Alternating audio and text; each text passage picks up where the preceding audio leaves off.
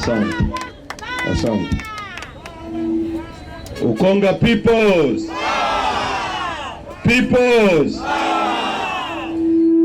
Kwanza ninamshukuru sana Mwenyezi Mungu ambaye ametuwezesha kukutana hapa ili tuweze kujadiliana mambo muhimu yanayohusu maisha yetu na nchi yetu. Jambo la kwanza, masaa mawili yaliyopita nimetoka gerezani Ukonga na nimeonana na Mheshimiwa Lissu. Kama mnavyojua, Lissu alikamatwa, amefunguliwa kesi kubwa ya treason, uhaini. Hukumu ya kesi ya uhaini kwa mujibu wa sheria za nchi hii ni kunyongwa mpaka kufa. Kwa hiyo mtu aliyepigwa risasi 16 mwaka 2017 Mungu akamuokoa. Serikali ya Rais Samia imempa kesi ambayo wanataka wamhukumu na wamnyonge, wamuue. Hajaiba kitu cha mtu, hajaua mtu.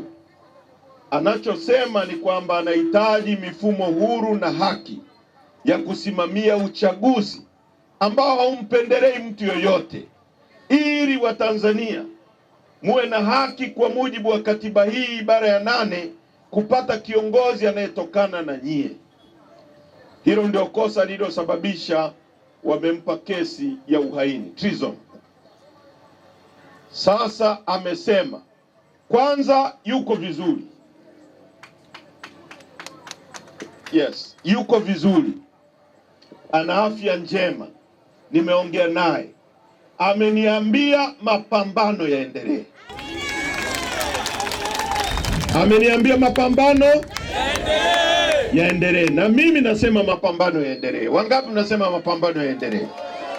Asante. Hilo la kwanza.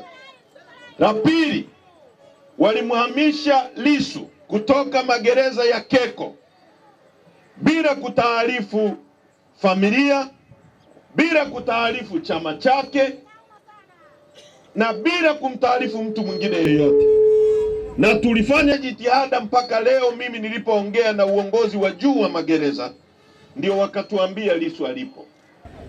Hii nchi sio mali ya kikundi cha watu wachache ambao wamefanya state capture. Hii ni nchi yetu. Tunachodai ni utaratibu wa kisheria. Hata wakina Mandela walipokamatwa wakapelekwa Robben Island na makaburu wazungu, walitaarifu familia zao kwamba Mandela yuko sehemu fulani, Ahmed Kathrada yuko sehemu fulani, fulani yuko sehemu fulani. Hatutaki vyombo vyetu vya dola vitumike kwa mazingira ambayo ni ya kiuonevu, ya kuvunja sheria, ya kuvunja utaratibu. Kwa tunataka wakati mwingine kama kiongozi wetu yuko mahala fulani, sisi tuna haki ya kujua yuko wapi na hali yake iko vipi, kuepusha speculation, kwa sababu likimpata Lissu jambo baya watakuwa answerable kwa Watanzania, na wasitegemee kwamba itakuwa hivi mambo yalivyo. Wataona kitu ambacho hawajawahi kuona. Tunaelewana vizuri? Kwa hiyo tusifikishane huko. Kwa hiyo kwa sasa hatua hiyo liishie hapo. Jambo la pili, ukisoma katiba hii ibara ya 8, na nataka nisome kifungu kwa kifungu ili tufuatane. Inasema hivi: Jamhuri ya Muungano wa Tanzania ni nchi inayofuata misingi ya kidemokrasia na haki jamii, na kwa hiyo wananchi ndio msingi wa mamlaka yote, na serikali itapata madaraka na mamlaka yake yote kutoka kwa wananchi kwa mujibu wa katiba hii. Narudia, wananchi ndio msingi wa mamlaka yote, na serikali itapata madaraka na mamlaka kutoka kwa wananchi. Hiyo ni ibara ya 8(1) au A.